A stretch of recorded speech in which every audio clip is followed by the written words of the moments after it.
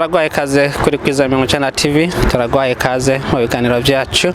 Tubibutse yuko Kwiza 90 TV ishobora gushikiriza ibintu n'ibindi bishaka kubera ahantu hatandukanye. Nk'uyu munsi rero turi aho bita Lexington muri Kentucky, aho ni muri Amerika. Tukaba twatembereye abantu bene wacu, abarundi, abakongomani, eka n'abanyarwanda, aho habaye umunsi mukuru w'ubugeni. Rero tukaba kubandanya ibirori byabo, ariko twashoboye kuba tuganira n'umuntu umwe ari hano kugira ngo twumve hano babayeho gute. Eka tubanze tumuhe akanya ashobore kwidondora. Mwiriwe? Murakomeye? Yego. Okay, twasanze hano muri Kentucky. Niho musanze muba cyangwa namwe maje muri ibi birori? Niho dusanzwe tuba. Okay.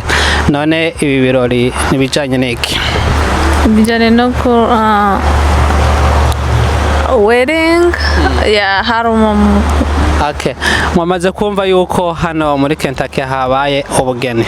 Yavuze yuko ari wedding, ariko ni mu Cyongereza hasiguye yuko ari ubugeni, akaba ari ubugeni bw'abagenzi biwe. None se musanze mukora iki mu buzima bwanyu? Twara ibintu byinshi, amakampani, turadoda, mbese n'ibintu byinshi dukora.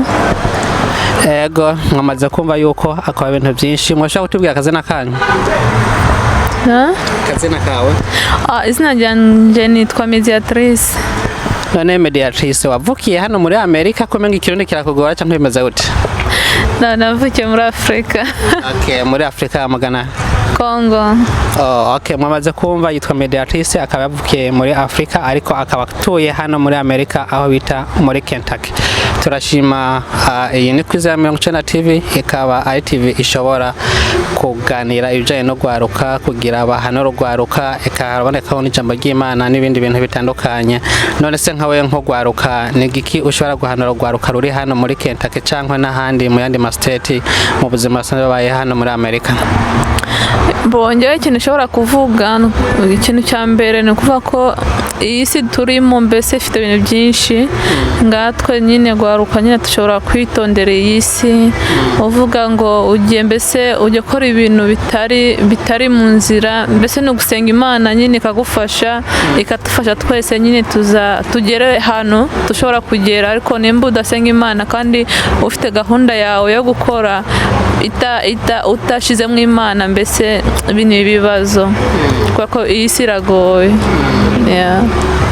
Kwiza 90 TV ibashobora kubandanya ikushikiriza ibintu bibera ahantu hatandukanye, ariko muri kano kanya twashoboye guhura na Mediatrice, ahaye aratubwira ukuntu ashobora guhanura Urwaruka bagenzi biwe. Aratubwira yuko ari gushira Imana imbere, kubera muri iyi minsi bigoye kandi bisaba gushira Imana imbere. None mwebwe mwamusanga mu kanisa yitwa gute? Pentecost. Urumva yuko no Pentecost, kandi ndizera yuko bandanya gusenga muri iyi minsi. Murabona yuko gusenga biragoye, ariko turagerageza gusengera no mu rugo. Mbega hano muba mugenda gusenga ku rusengero cyangwa bimeze gute? Tuba dusenga ku rusengero. None kugenda ku rusengero ntabwo bigeze bugara gusenga? Bo barugaye bongera, mbese bavuze ngo corona iragabanutse, bongera barugura, ubwo dusengera ku rusengero.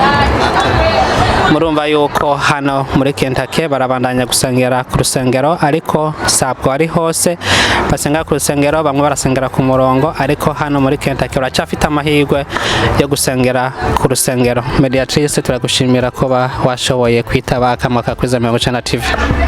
Nanjye ndashimye kandi murakoze cyane.